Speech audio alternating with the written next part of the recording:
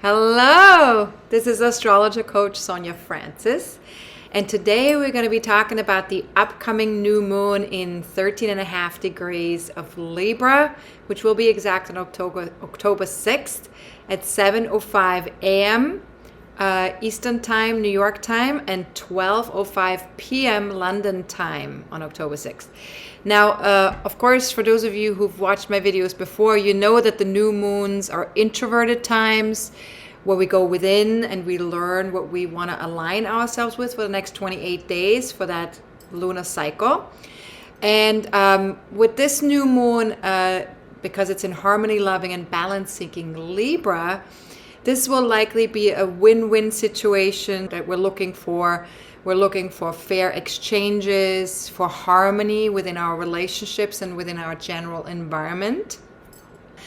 But even though we have 4 planets in Libra at the time of the new moon, which is the Sun, the Moon, Mars, and Mercury, Mercury being retrograde, harmony and balance is not something that is easily achieved with this lunation. In fact, we have plenty of challenging aspects in this new moon chart that might keep us a little bit off balance over the next 4 weeks. And then, of course, we also have the Pluto station, Pluto going direct, ending its retrograde phase in Capricorn. And that has been intensified since September 29th and will come to a complete halt on October 6th. Only 7.5 hours after the new moon becomes exact. So that energy is going to be highly exalted. And then, of course, Mercury is still retrograde in Libra until October 18th. So we have all of that going on. We'll talk more about that in detail in a moment. Feel free to jump back and forth in the video with the timestamps that are underneath the description part of the video. Let's talk about the new moon and specifically the Libra component of this new moon chart. So all relationships, because Libra is about relationships, right? All relationships begin with our relationship to ourselves. Everything out there is a reflection of whatever is going on inside of us. And so Libra is almost like a mirror effect, right? A mirror effect of like how we're experiencing ourselves through other people. And so ideally speaking, interacting with another person is a co-creative, equal exchange, but we must be centered within ourselves in order to achieve that. So, but we also need to be tuned into each other while we're responding to everything that's happening in life. So only then we can achieve sort of like this very harmonious, balanced experience that Libra ideally wants to experience. And remember, it's a very idealistic sign. It wants to have this all the time. And of course, balance is not easily achieved all of the time. It's something that we're working towards, it's something that we're working with, but it may not be there all of the time.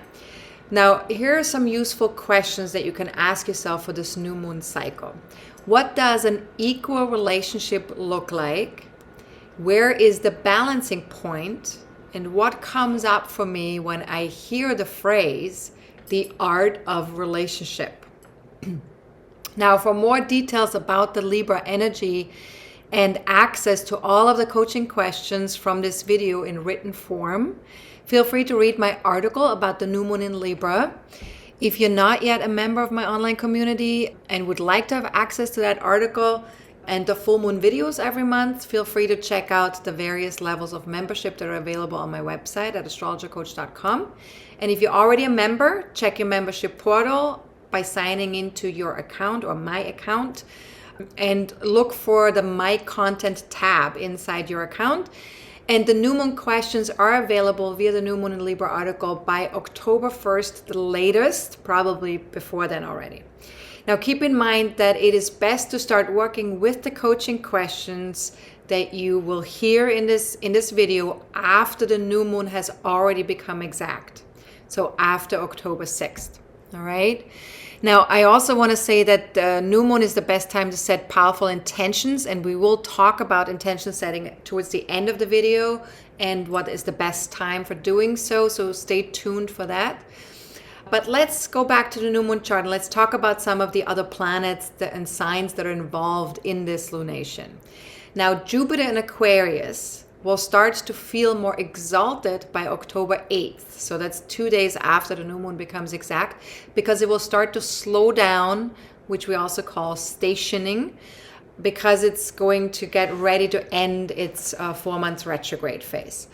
But Pluto and Saturn are both exalted at the time of the new moon already because of their station phases. And so their influence is really, really strong at the time of the new moon because they're both ending their retrospective retrograde phases, right? Within 4 days of the new moon being exact. And in case of Pluto, within 7.5 hours, right? Like I already mentioned. Now, one of these, once all these 3 planets end their retrograde phases and go direct, we will be able to move forward in the area of our lives where that planet is changing directions. And also in the area of life where we have been subjected to self-examination in connection with these 3 planets over the last 4 to 5 months. So not all of you will maybe know what that is in your chart, where it is happening, what area of life. So to start on the path of understanding your own birth chart a little bit more fully, feel free to watch my Intro to Soul-Based Astrology, which is currently available for free on my website. If you go to online courses on my website at astrologercoach.com, you can just click on Intro for Soul-Based Astrology and you'll have free access to that to watch it right now. Now let's talk about Saturn and Pluto, since they play a crucial part in this new moon chart.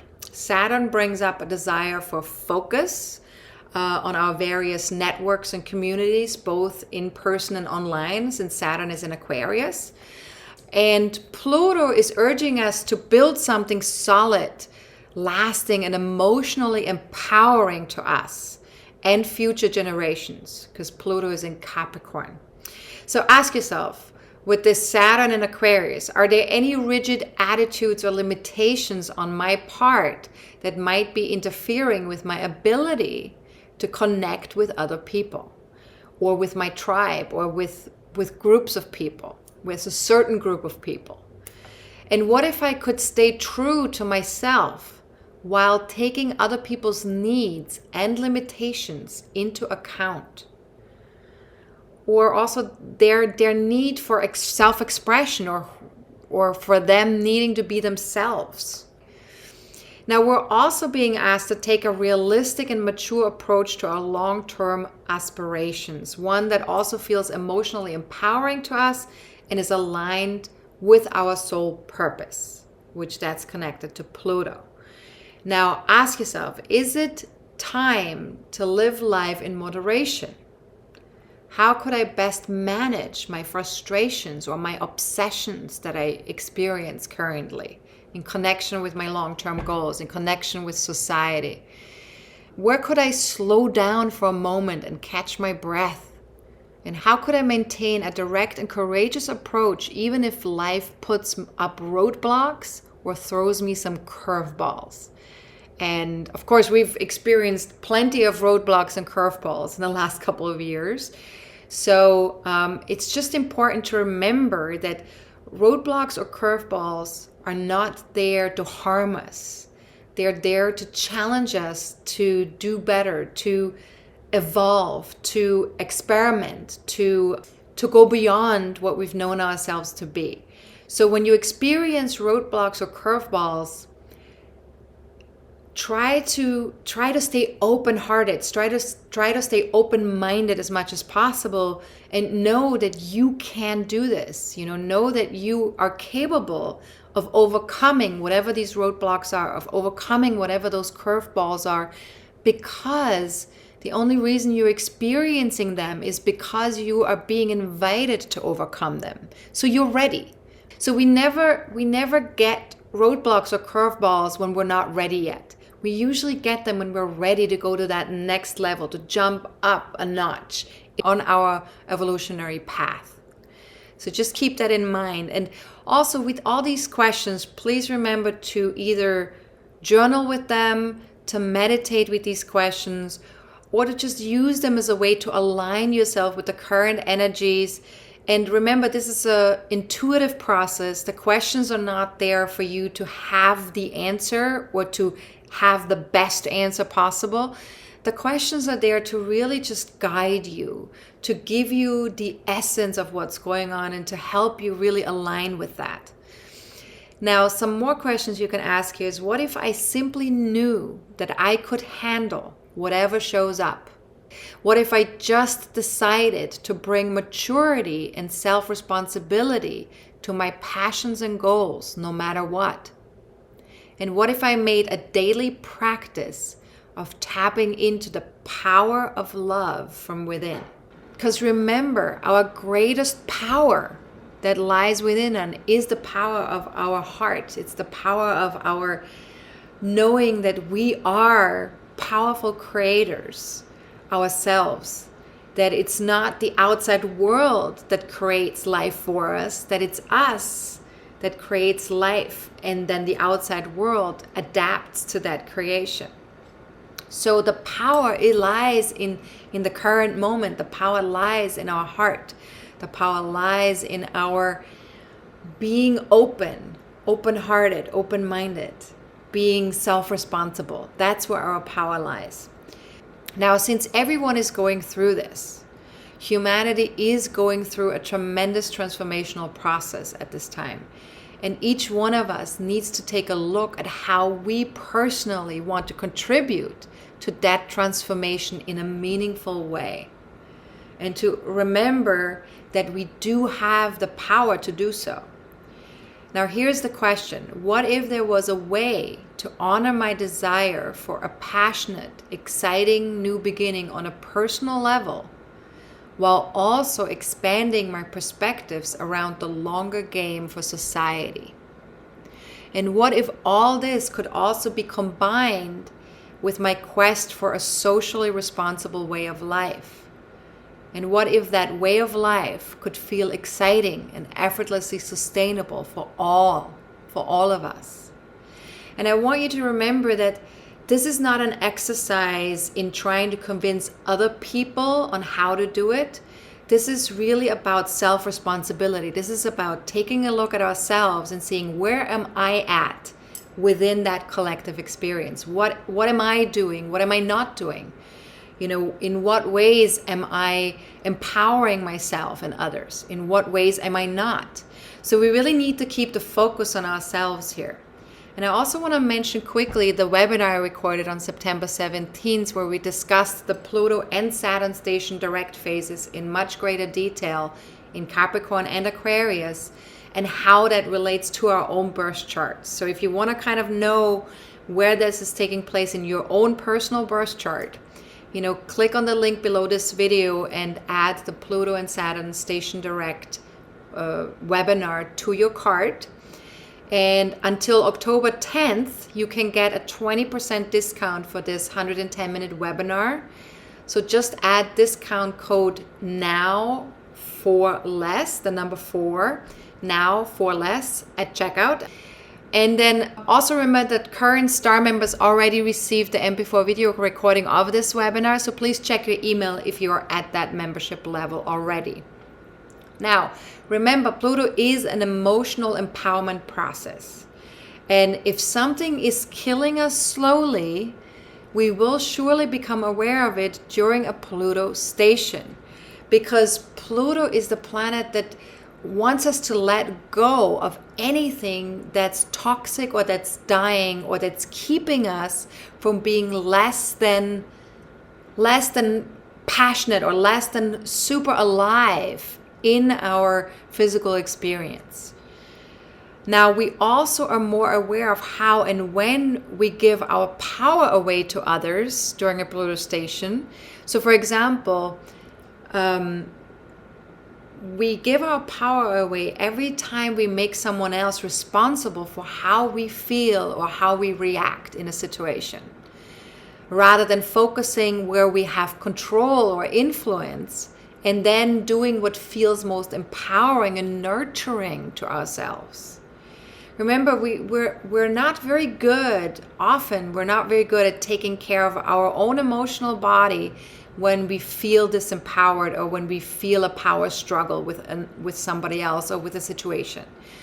But taking care of our own feelings and taking care of nurturing ourselves in that moment when we're having an emotional experience. Because when we're in a power struggle with somebody else or in a situation, that is an emotional experience. That's not just something that our mind is thinking about or talking about internally. It's an emotional experience. There is something that comes up that feels uncomfortable or that feels, anger or rage or frustration or, wanting to change something. There's definitely an emotional experience that's connected with a Pluto transit or Pluto station. So we really need to focus on what we do have control over, what we do have influence over, which is usually not other people or things out there in the world. It's usually inside of us. And we need to make sure that we empower ourselves and nurture ourselves by taking care of our own feeling body. All right. Now, the power always lies within ourselves, and we can experience that power when we focus on making a choice that is truly empowering to us. And of course, with Pluto in Capricorn, what empowers us most is when we step into self-responsibility for both our shadow and our light. And often, of course, the shadow can be a little bit unconscious. So we don't always know what the shadow is unless we see it reflected back to us from other people or the outside world. And making sure that our inner baby feels safe and nurtured. And when I say inner baby, what I mean is the part of us that feels vulnerable, the part of us that feels scared sometimes, that very, very, very young inner child that feels like that life can be a little bit overwhelming and that we have no control. We want to make sure that that part of ourselves feels safe and nurtured. And the adult part of yourself can really take care of that, can really embrace that, take care of that part, embrace that part, and really nurture that part. But it's a practice. It takes time to know how to do this, and it takes time to really bring a lot of consciousness to that and to really get good at that. So don't despair if you're not already good at it. It takes time. Now, with such a strong and exalted Pluto in Capricorn, it is essential that we nurture our feeling body and stay open to receiving support from familiar, trusted people as best as we can, of course. So ask yourself, how might a tight and sustained focus on my emotional well-being support me with my long-term goals and relationships, including the relationship I have with myself? And just for this moment, right now, could I see if a nurturing approach feels empowering, or perhaps helps me step outside of my comfort zone, has me be less scared? And if any of that might be so, what modest daily practice might best provide that nurturing? So again, it comes back to that needing to practice this. We need to really get good at this and to be kind and gentle with ourselves as we're practicing. Because practice means that we're not yet 100% good at it. And we may never be 100% good at it, but we can always practice and do a little bit better. So with this in mind, I want to call on anyone who needs emotional, spiritual, or mental support right now to do a coaching healing session with me if that resonates with you. They're very powerful and very gentle at the same time, and they allow you to let go of any stress or uncomfortable feelings and provide a chance to reconnect with the inner peace and calm that is always available to you underneath all of the turmoil or stress that we might be experiencing because of, outside forces, the collective energy and all that sort of stuff, right? So if that sounds appealing, please feel free to reach out either to info@astrologercoach.com or sonja@astrologercoach.com. Now, star members, please remember that you get a 15% discount to all of my coaching healing sessions. So make sure that you're signed into your account before adding that service to your cart so you can take advantage of that discount. Now let's take a look at some of the aspects in this new moon chart. Now the new moon aligns tightly with Mars and also with Mercury in Libra. Mercury, of course, still retrograde at the time of the new moon. And the new moon Mars alignment in Libra opposes Chiron in Aries, trines Saturn in Aquarius, and quincunxes Uranus in Taurus. So let's unpack all of that, right? That's a lot going on with this new moon. So the alignment to Mars and Mercury in Libra asks us to go after something we feel passionate about and use all the energy and enthusiasm we have access to right now to get lots done in our one-on-one relationships or partnerships. This can be also one-on-one business partnerships. And as best as you can, just be yourself without offending other people. And ask yourself, what is worth fighting for in my various one-on-one relationships or partnerships? Because there might be something that you might feel like, I want to really make sure that the other person gets this, or that the other person can come on board with me.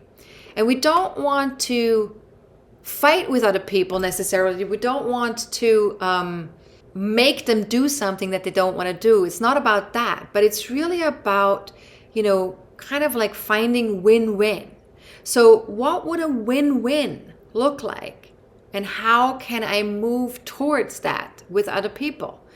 And what actions might bring me closer to experiencing inner and outer balance? Because remember, our outer balance, or the experience of outer balance, has a lot to do with how much inner balance there is, right? So remember, Libra is a mirror. So what if I decided to move towards fair and just interactions with others, even when it feels impossible to do so? And remember, this is just a decision that we're making for ourselves.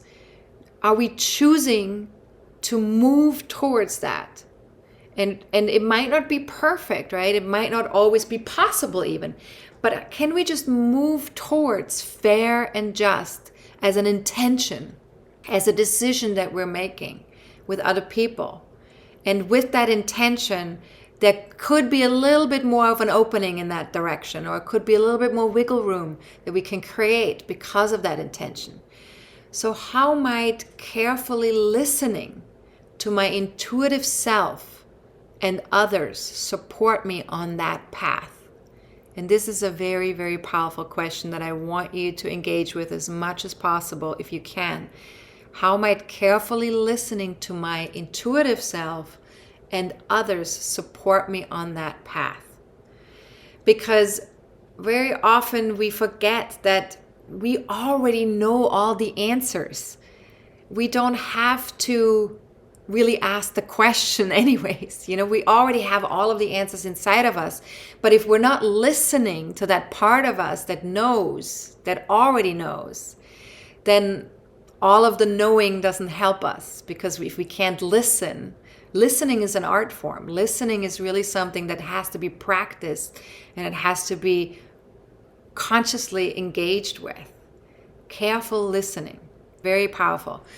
Now, with Mercury being retrograde until October 18th, we get a chance to explore our inner relationship between the masculine and the feminine. And that listening that we can do here, we can be more aware of that as well with the Mercury retrograde. Truly listening, because there's a more intuitive process going on with Mercury being retrograde. Then also the amount of approval we seek from others or from ourselves, that will become more clear to us. Our ability to create balance in our lives and just collaboration, right? Like something, a just interaction or a just collaboration. And then for the next 2 weeks, while Mercury is still retrograde, we're invited to go within and start looking at how much we value ourselves and our one-on-one relationships. And this will help us learn where we need to make space for peaceful collaboration and artful communication. And remember, communication is an art form. It's not always easy because we're not always so clear what it is that we really want to be saying. Even if we think we're clear, and sometimes the way we communicate things might not always be clear to another person, especially during a Mercury retrograde. So we want to be really conscious of that and just see, like, how can we be more artful in our way of communicating. Now, we may also get to reorganize partnerships that we started after September 6th. And this was when Mercury started its pre-shadow phase. So the pre-shadow phase is when we already have moved through all the same area that we're also moving through during the retrograde phase. So if we have been starting any partnerships or relationships after September 6th, now is our chance to reorganize a couple of things, to maybe recommunicate a couple of things, maybe to create more clarity in what that partnership or that relationship really means to us. So ask yourself, how can I bring more of a balanced approach to life? And what might I want to address from the past that has felt imbalanced or disharmonious? And what is ready to be cleared? And is there anything that has felt unjust or misaligned with my thinking that now needs rethinking, retooling, or releasing? Now let's talk about the new moon Mars alignment that opposes Chiron and Aries. That's a really big deal as well, because it's very exact, that opposition at the time of the new moon. And oppositions, of course, can be acted out within relationships, and so we may get triggered by others and become defensive or touchy in some way when that happens, when that trigger happens. We might experience resentments or frustrations that come up to the surface with this aspect. And someone may be poking at our wounds or pointing out our shortcomings, bringing up our insecurities or secret shame that is connected not only to what is happening at that moment in that interaction, but also that's connected to our past, especially to our childhood.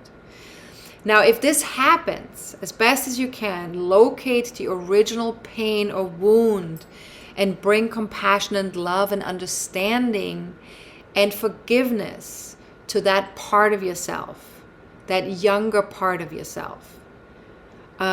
Healing can only take place if we're willing to embrace our limitations from the past and love our most vulnerable places. That wounded inner child is our most vulnerable place. So ask yourself, how might we be able to support each other on our individual healing journeys? And what if taking a compassionate approach towards myself and my goals actually made for more harmonious interactions with other people? And could I allow others to engage with me in a way that facilitates a more holistic exploration of my persona? And how about vice versa? Could I engage with others in a way that facilitates a more holistic exploration of someone else's persona or identity or their personal goals? And remember, a holistic approach means emotionally, spiritually, mentally, physically, energetically speaking, right? On all these different levels, because we're not just spirit beings, we're not just physical beings, we're not just emotional beings, we're not just mental mind beings. We're all of it. We're all of it together. And that's the holistic exploration. That's the holistic approach, to really give ourselves the space to explore ourselves from all those places, not just one place. Now let's talk about the new moon Mars alignment trining Saturn in Aquarius.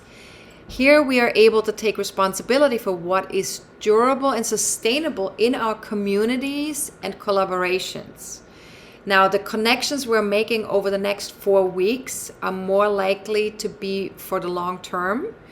We can bring honesty and realism to the world, see what works and what doesn't work for us, and we're more likely to approach things with integrity. So these are all some very wonderful things. And of course, a trine is a harmonious aspect. So we're feeling the support of those planets that interact with each other in this trine. So ask yourself, if the world needed something from me over the next 4 weeks, what might that be? How could I contribute? And what might be possible if I met people halfway? If I'm able to just not let everybody come to me, or not like do everything for everybody, but to just meet people halfway. And then also, as far as meeting people halfway, of course, some people have great limitations. Some people have great fears. And how can we meet those people halfway? Because people with lots of limitations and great fears are usually uncomfortable to be around, and they can either bring out in us what we're scared about and what we are limited by, so that can feel uncomfortable for that reason, but also because their limitations and their fears can impact how they interact with us. So how can we meet those people halfway, and how can we be a little bit more compassionate with those people as well? And what if it were possible for me to take responsibility for my interactions, no matter what shows up, no matter who shows up, no matter how people show up?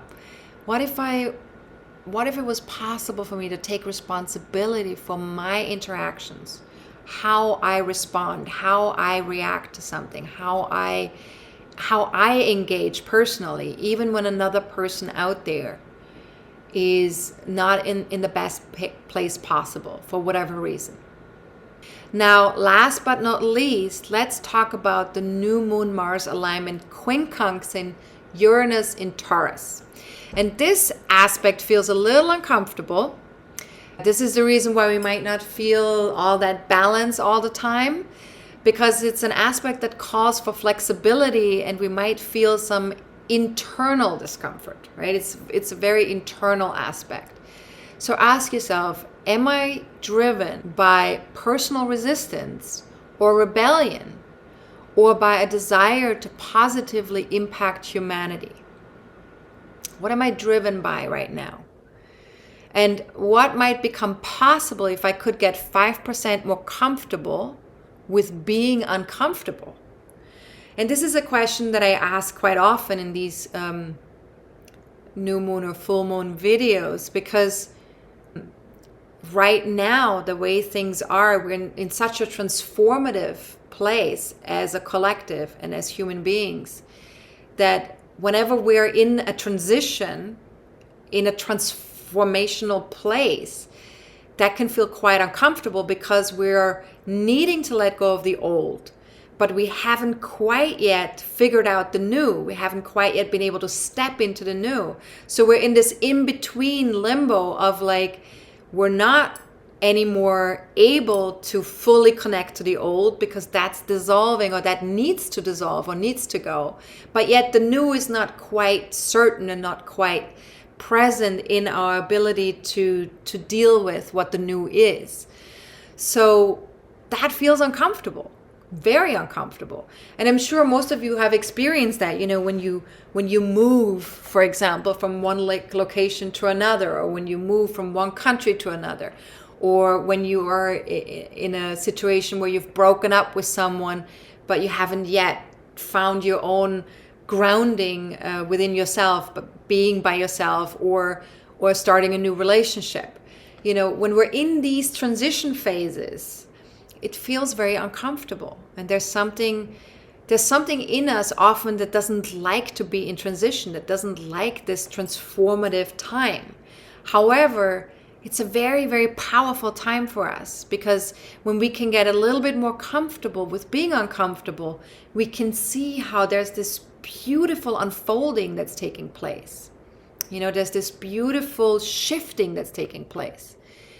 And yes, it can bring up also fear. It can bring up stuff that's uncomfortable to look at as well, because when we're not letting go of the old and we're insisting on staying attached to what was, that can feel very painful as well, of course. Now, how might a greater awareness of my own inner balance and harmony, or the lack thereof, create more peace in my interactions with others? So just becoming aware of what that relationship is inside of us, whether we have balance or harmony or whether we don't.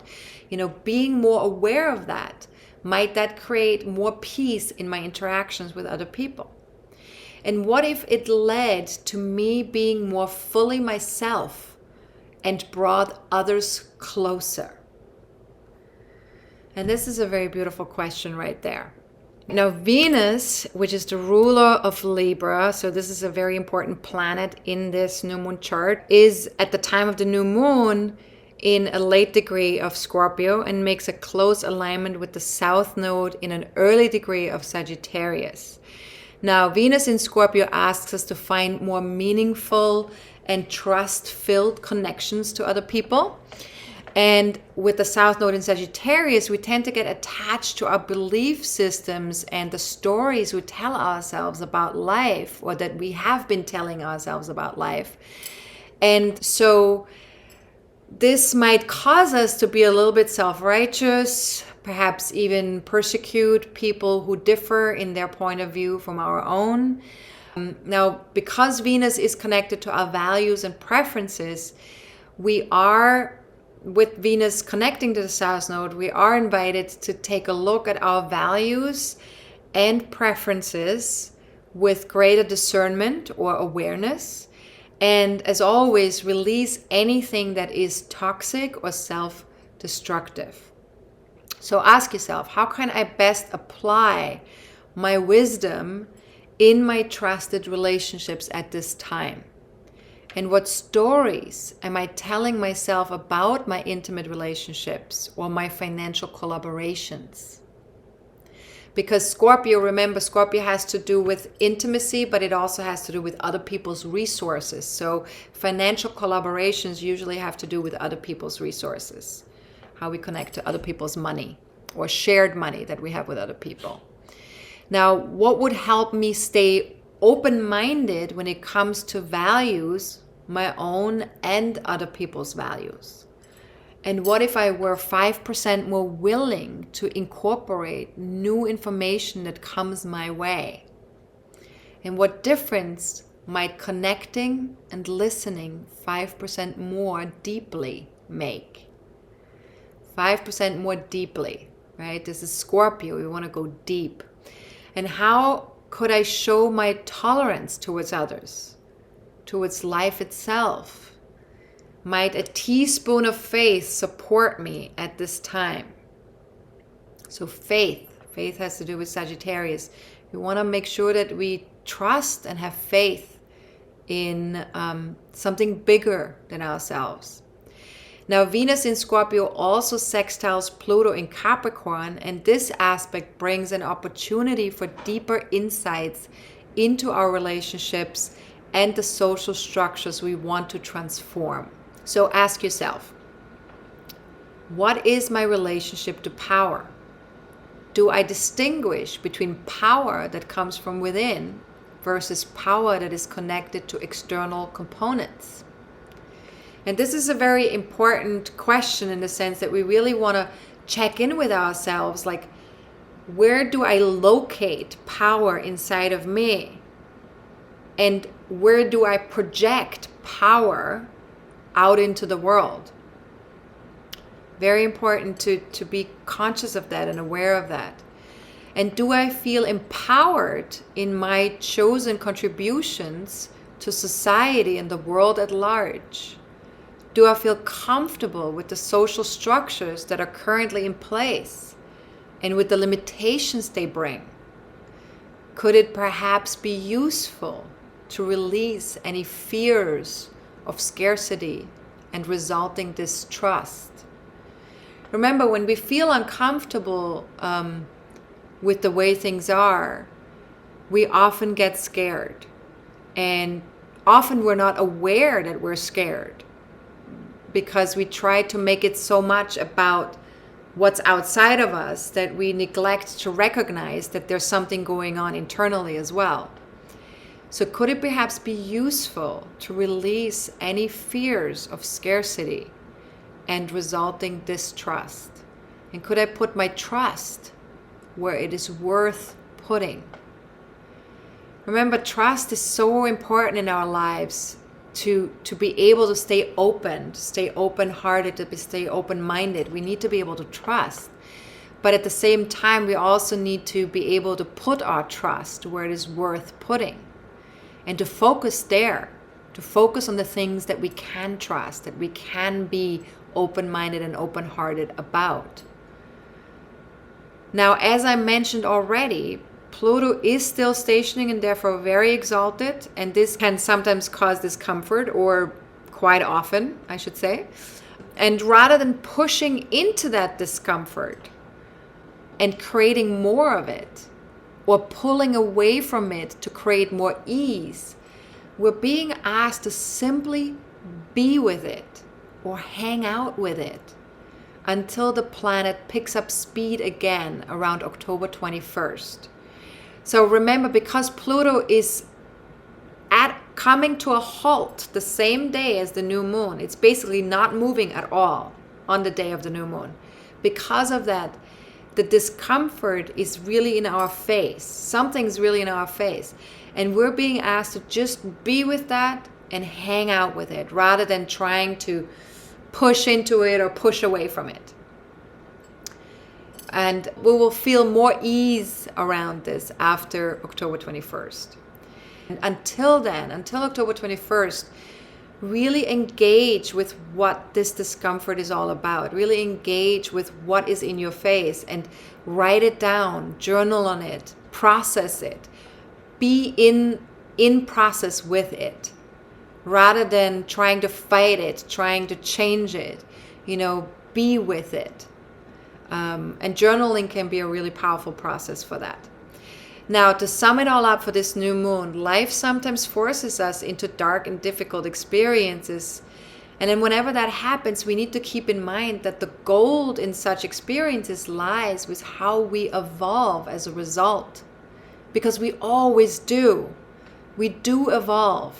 Even if it seems really slow sometimes, this evolving.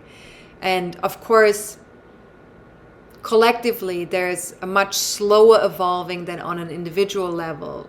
On an individual level, there can be a much faster evolving than collectively speaking, because collectively, we're also dealing with a lot of people who have quite a resistance towards evolving, which if you on an individual level have dealt with that resistance already and you're allowing yourself to actually step into this process and evolve and practice and do all the stuff that supports you, then for you it may not be as slow of a process. But for the collective, it can be quite a slow process because there's a lot of resistance within that collective. So we can get to a lot of gold if we allow ourselves to focus on the fact that there is evolving going on. So ask yourself, where do I experience major tests around integrity or boundaries, social propriety? In other words, the standards that are deemed socially acceptable or appropriate. Where do we feel major tests around that? And where do I need to take more responsibility? Let's just say 5% more responsibility, right? I like to make it 5%. Where do I need to draw the line and say enough is enough? When do we come to that place? And as best as you can, remember you're always accomplishing things and making progress, even if it's not visible yet. Now, self-care is a very important component in this. In fact, without it, we can't accomplish much at all. We're always behind the 8 ball if we're not taking care of ourselves. So really engage with asking yourself, what role does rest and recreation play in my ability to achieve my highest potential? Or in my playing a meaningful part in society? How can I play a meaningful part in society if I don't take care of myself? If I don't nurture my feeling body, if I don't nurture that inner child? How can I play a meaningful part in society if I don't do that? Now, this new moon reminds us that all of life is in essence about relationships. Our relationship to ourselves, to others, the planet, the universe, everything. So for the next 4 weeks, do your best to seek empowering relationships without compromising your essential self, your true values and future visions, and in turn empower others to be themselves and allow them to honor their differences. Being different doesn't mean being wrong. Being different doesn't mean being better. Being different simply means being different. And it's all good. It's neutral. So I also have a quote by Patricia Pierce that fits really well with this new moon. So feel free to go to my New Moon in Libra article on my website to read this powerful quote. Patricia Pierce is a writer and a speaker, an energy worker and a spiritual teacher. And so I really want to encourage you to read about that if you have the time to do that. Now, do you have your ascendant or any personal planets in 11 to 16 degrees of Libra, Aries, Capricorn, or Cancer? Because if you do, then this new moon will have a stronger impact on you than on other people. But even if you don't have planets or points in those degrees and in those signs, take a look at your birth chart and to see where those 13.5 degrees of Libra land in your birth chart, because that area of life, that house placement where the new moon lands in your chart will indicate which area of life is most ready for a new beginning for the next 28 days. So you can also check out my 30-minute class on how to read your birth chart. You can get free access to that via my homepage, astrologercoach.com. Just scroll down on the homepage until you see a window that says free class. And if you click on that, you'll get to that class. Now, before we talk about new moon intentions, let me just say, we will talk about the beginning of eclipse season. Yes, eclipses are coming again sooner than you can imagine. The beginning of eclipse season, which starts on November 4th and lasts until January 2nd. So this is a good 2 months of eclipse season. And Mars in Scorpio is creating a square to Saturn in Aquarius and an opposition to Uranus in Taurus, which will be exact on November 10th and November 17th. So we're talking about stuff in November in our next forecasting forum on October 22nd. Feel free to join us if you're interested in engaging with all of that in connection with your own birth chart. This webinar will be in particular of interest to anyone who has an ascendant or sun sign in Aries, Scorpio, Capricorn, Aquarius, or Taurus. And all of those who have a strong Mars, Uranus, or Saturn placement in your natal chart. That webinar will be of interest to you as well.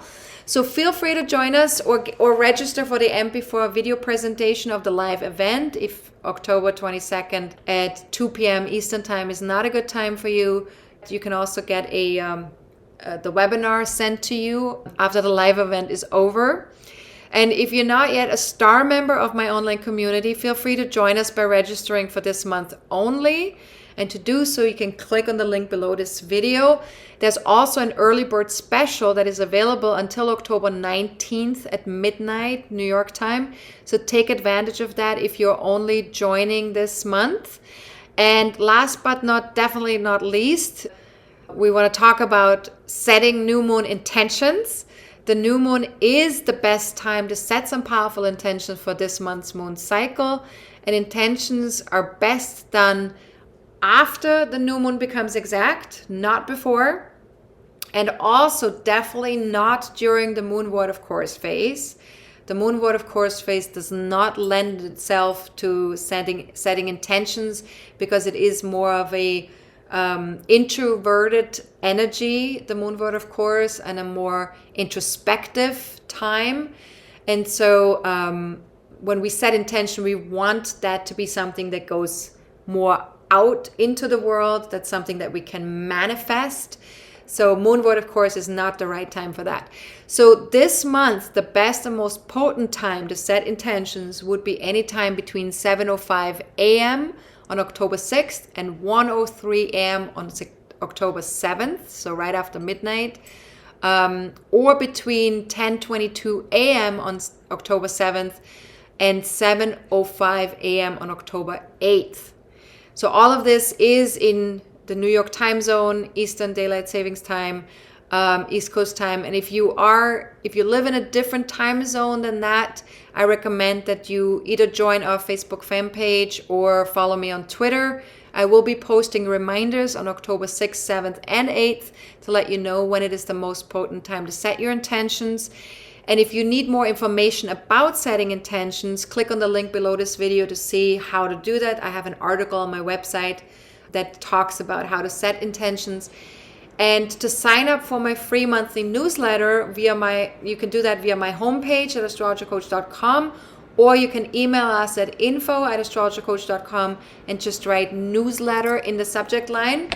I send out that newsletter approximately once a month, sometimes more often, with special offers, videos, announcements about webinars or courses or retreats or anything like that. Now, if you have any general questions about astrology or about the new moon, feel free to email me at info@astrologercoach.com. If you have a question that's a little bit more personal in nature that requires me to pull up your birth chart, book a reading at astrologercoach.com. Or you can also ask any questions connected to what's coming up within the next 30 to 40 days by joining our next monthly forecasting forum on October 22nd. And even if you can't join live, you can ask questions in advance that I will answer at the end of the webinar. So that way, if you watch it as a recording, your question will still be answered. So feel free to take advantage of that. And that's it. My members will see me in 2 weeks around the time of the full moon, so we can look at how far we've come since setting our new moon intentions. And everyone else will see me in 4 weeks for the next new moon. Thanks so much for watching. Stay wholehearted, focus on well-being and inner peace. And if you need support in any way, of course, feel free to reach out. And have a fantastic new moon. This is Astrologer Coach Sonja Francis. Goodbye.